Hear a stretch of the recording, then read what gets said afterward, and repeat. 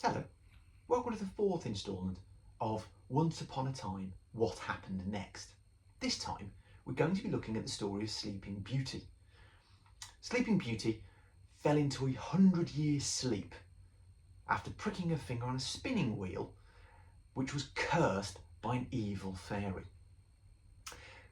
Sleeping Beauty and the rest of the kingdom fell into their slumber and were awoken by true love's kiss.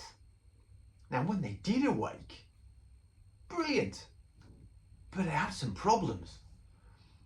The whole kingdom had been taken over by the enchanted forest. The gold of the kingdom had long since been stolen and they had to rebuild their lives. What should they do? Luckily, Sleeping Beauty and many of the townspeople had taken out critical or serious illness cover, and that allowed them to put in a claim because they'd been in a coma.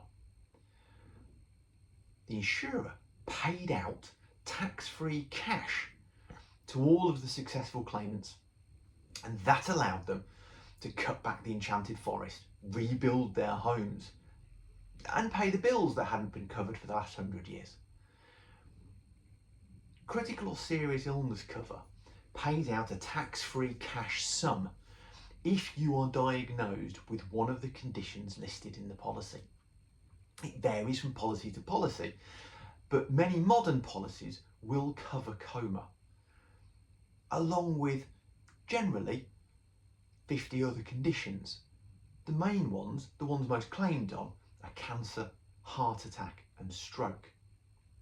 So ask yourself, if you were in a coma or unable to work due to a really serious critical illness, how would you and your family cope? Would a tax-free cash sum arriving at that point be something that could support you and your family? Would it be helpful? And if it is, maybe it's time to sort it out.